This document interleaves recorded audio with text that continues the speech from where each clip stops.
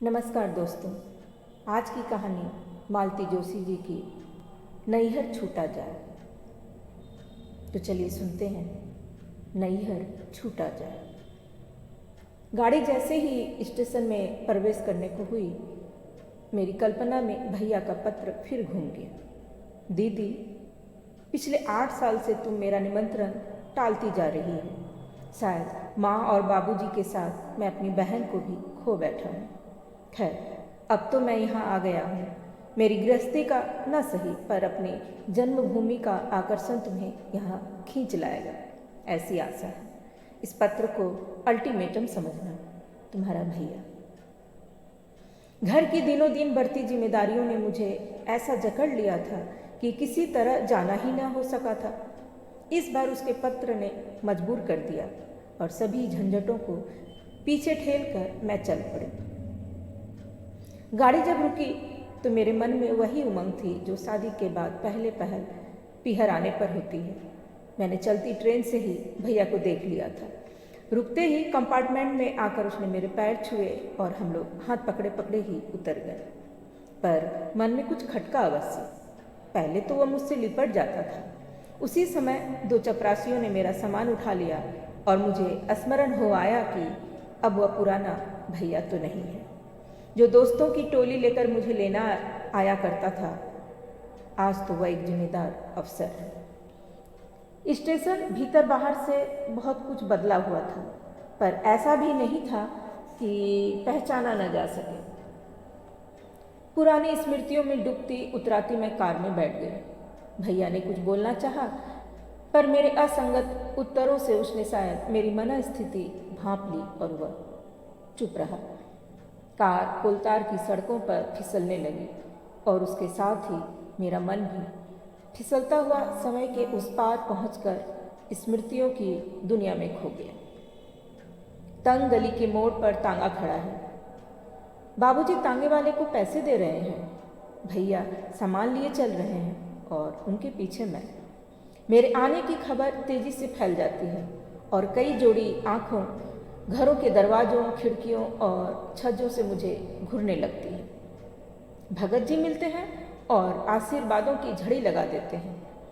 माथुर चाची खिड़की से ही कुशल क्षेम पूछ लेती हैं। चौबे जी की मुन्नी पप्पू को मेरी गोदी से छीन कर भाग जाती है। पड़ोस के रामू दादा चिल्लाकर पूछते हैं, क्यों री लाडो, यह कितने नंबर का पार्सल है? उनके इस प्रश्न पर सभी लोग खिलखिलाकर हंस पड़ते हैं।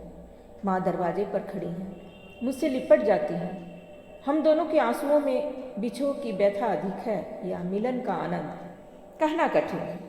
बाबूजी जीती रहो कहते हुए एक और चले जाते हैं। आओ दीदी। मैं चौंकी और वर्तमान में आ गई। गाड़ी एक शानदार कोठी के सामने खड़ी थी और भैया मुझसे उतरने के लिए कह रहा था।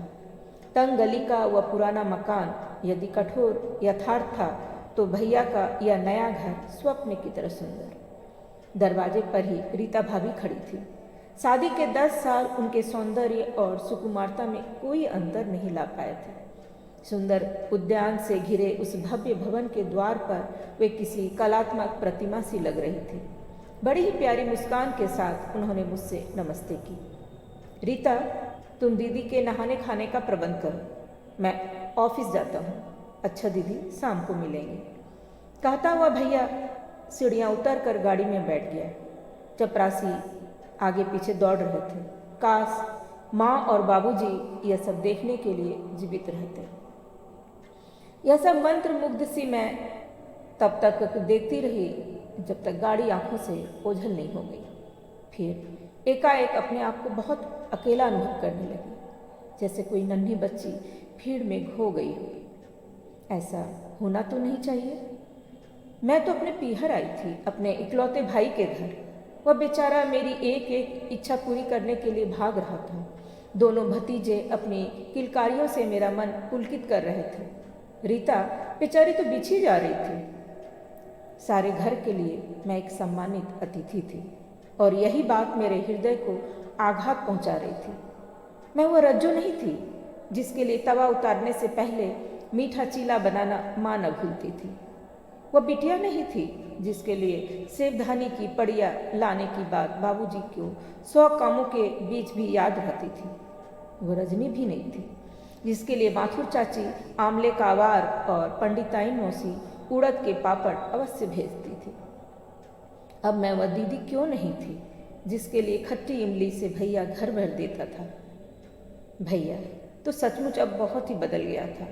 यह बात नहीं कि वह मेरी उपेक्षा करता हो, वह तो बेचारा ऑफिस से जितनी जल्दी हो सके उतनी जल्दी लौट आता और अधिक से अधिक समय देने का प्रयत्न करता। हम दोनों के बीच एक अदृश्य सा तनाव बन गया था। कभी मैं सोचती, क्या वही बदला है? समय के चक्र ने मुझे क्या अछूता ही छोड़ दिया है?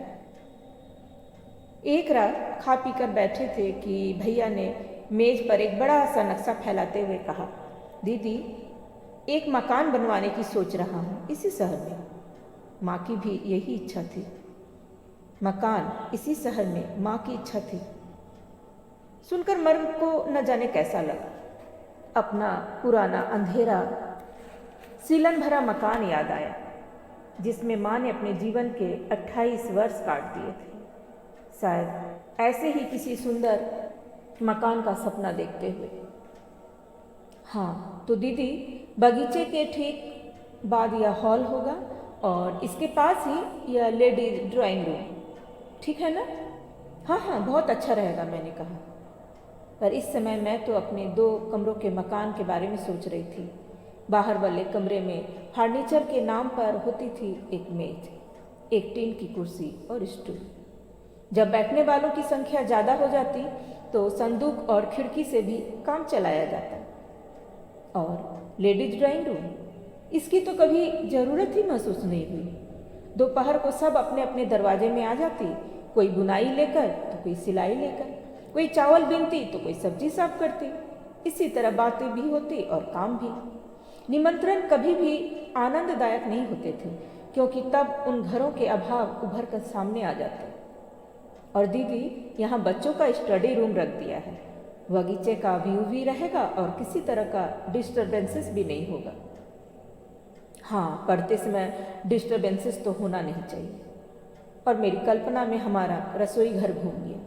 एक ओर पलंग पर दम्मे की मरीज दादी सोई रहती, दूसरी ओर माँ खाना पका रही होती।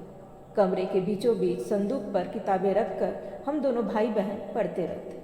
दादी की खांसी, बर्तनों की खड़खड़ाहट और गली का शोरगुल, इन सब के बीच भी जब भैया हर बार फर्स्ट आता था तो हम सब के कलेजे गज गज भर के हो जाते थे। वह समझा रहा था और मैं सिर हिला रही थी, पर कितना समझ रही थी इसे तो ईश्वर ही जानता है। उसी रात मेरे कानों में भनक पड़ी, हर किसी को क्यों प्लान दिखाया करते हैं आप?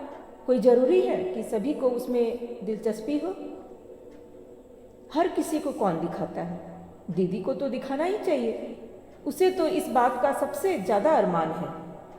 खाक है, आप तो इतनी बारीकी से समझा रहे थे पर उसमें उनका जरा भी ध्यान नहीं था।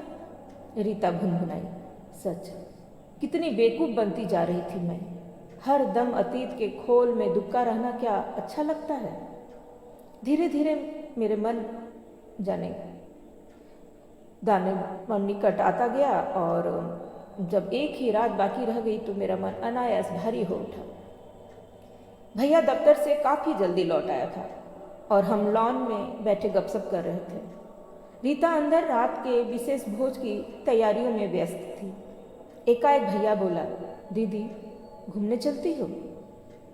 मेरे हाँ कहते ही वह उठ खड़ा हुआ। उसने न मुझे कपड़े बदलने दिए, न खुद ही कपड़े बदले और न रीता को साथ लेने दिया। सोफर ने गाड़ी के लिए पूछा तो मना कर दिया। बंगलों से घिरी हुई उस सड़क पर हम दोनों की घरेलू पोशाक बड़ी अटपटी लग रही थी। भैया ने शीघ्र ही एक तांगा कर लिया और मैं एक मानसिक बोझ से मुक्ति पा गई। तांगे में बैठते ही फिर परेशानी सामने आई। बातचीत का कोई सूत्र हाथ नहीं आ रहा था, यद्यपि मन में असंख्य बातें उमड़ रही थी। अचानक भैया ने कहा, दीदी कुल्फी खाओगी? यहाँ सड़क पर? मैंने कहा। मुझे याद आया कि बचपन में कुल्फी खाना हमारे लिए बड़ी खुशी की बात हुआ करती थी। अब तो रीता रोज ही बच्चों के लिए फ्रिज में दूध के कटोरे भरकर रख देती है। कुछ चीज़ें तो सड़क पर ही खाने की होती हैं। कुल्फी वाले को पैसा देते हुए भैया बोला। बरसात में सड़क के किनारे सिकते भुट्टों की सुगंध से मुंह में पानी भर आता है ना? फिर तो भुट्टों की सुगंध और कुल्फी के स्वाद ने मिलकर एक अनोखा जादू कर दिया। भैया की बानी ऐसे फूट निकली जैसे बांध टूट पड़ा हो। मार्ग में पड़ने वाली हर इमारत, हर पेड़, हर दुकान से उसकी कोई न कोई स्मृति जुड़ी थी। उसे सुनना बड़ा अच्छा लग रहा था। बोर हो गई दीदी? वह जैसे होश में आकर बोला। बात यह है कि जब से माँ नहीं रही कई बातें अनकही रह गई हैं। रीता से तो यह सब कहने में मज़ा नहीं आता। वह तो बेचारी मेरे अतीत की कल्पना भी नहीं कर सकती। तांगा रुक गया था और भैया ने मुझे उतरने का संकेत किया। यहाँ क्यों? मैंने प्रश्नवाचक दृष्टि से उसकी ओर देखा। तुम यहाँ आए बिना ही लौट जाती तो न तुम्हें सुख होता न मुझे, ठीक है ना? और हम दोनों हंसती। हमने गली में प्रवेश किया। समय ने उसके ढांचे को जरा भी नहीं बदला था। बदले थे तो सिर्फ वहाँ के निवासी, जो तब जवान थे अब बूढ़े हो गए थे और अपनी धुंधली आंखों से हमें पहचानने की कोशिश कर रहे थे। माथुर चाची की खिड़की आते ही हठात ध्यान उस ओर चला गया। वे बदस्तूर वहाँ पर खड़ी थी। बहुत देर में मुझे पहचान पाई। फिर रज्जो कहकर इस जोर से चीखी कि रास्ता चलने वाले हमें घूर कर देखने लगे। उनकी बातों का सिलसिला खत्म ही नहीं हो रहा था। लगता था बुढ़ापे ने उनकी जवान को और तेज कर दिया है। उनसे पीछा छुड़ाकर आगे चले तो तरकारी का थैला लिए रामू दादा मिल गए। हम लोगों ने नमस्ते की तो कुछ देर हमें देखते रहे। फिर मेरे सिर पर चपत मारकर साबित कर दिया कि वे हमें भूले नहीं हैं। खींच कर घर ले गए और चाय पिलाई। उनके घर से हमारा पुराना मकान दिखाई पड़ता था, जहाँ नए किराएदारों के बच्चे खेल रहे थे। उनकी किलकारियों में हमारा बचपन जाग रहा था। मकान मालकिन हमेशा की तरह उन बच्चों को कोस रही थी। मैंने भैया के कान में कहा, तुम जब अपने घर का मुहूर्त करो तब उस बुढ़िया को अवश्य बुलाना। अंत में पहुँचे पंडिताइन मौसी के घर।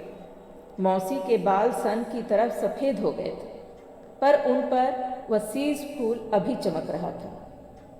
यह उनका एकमात्र गहना था जो किसी जजमान की स्त्री ने पुत्र जन्म की खुशी में दिया था। बचपन में भैया अक्सर उसी में झूल जाता था। तब वे कहती, अरे छोड़ दे रे दुष्ट, मरूंगी तो यह तेरी बहू को ही दे जाऊंगा। मैंने अपनी कल्पना में रीता को वह शीश फूल लगाए देखा और मुझे हंसी आ गई। मौसी की दशा विचित्र सी हो गई थी। हर्ष और शोक दोनों से विहल होकर उन्होंने हमें चिपटा लिया। हम तीनों इस तरह रोए मानो माँ का कल ही देहांत हुआ हो। बड़ी देर बाद वे संभल पाई। बोली, बेटा किसी दिन बहू को भी लेते आना, देख कर आंखें ठंडी कर ली। मैंने भैया की रक्षा करते हुए कहा, मौसी किसी दिन अपने लड़के का महल भी तो दिखाओ, और विस्तार से उन्हें भैया का वैभव गाथा सुना दी। वे भी रस ले लेके सुनती रही और बलाई लेती रही। हम लोग जब गली से बाहर आए तो मन बड़ा हल्का हो रहा था। इसीलिए नहीं कि पुराने लोग मिल गए थे, बल्कि इसीलिए कि उनके माध्यम से हम दोनों भाई बहन बरसों की दीवार चीरकर फिर से एक मन एक प्राण हो सके थे। चौराहे पर मन्ना लाल हलवाई की दुकान पर जब भैया रुका तो मैंने कहा, हद है भैया, अब भी क्या पेट में जगह रह गई है? अरे दीदी, मिठाई तो मैं अपने प्यारे जीजा जी के लिए ले रहा हूँ, जिनकी तोंद ससुराल की मिठाई के अभाव में दुबला रही होगी। शैतान, मैंने कहा, पर उसने हंसते हुए एक गुलाब जामुन मेरे मुंह में ठूंस दिया और मेरी साड़ी के पल्लू से ही हाथ पोंछ लिए। तो यह थी आज की कहानी, नैहर छूटा जाए।